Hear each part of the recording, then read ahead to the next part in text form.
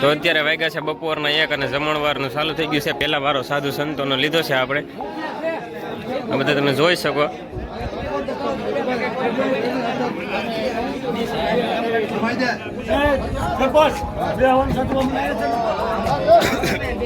અત્યારે જમણવાર ચાલુ થઈ ગયું છે.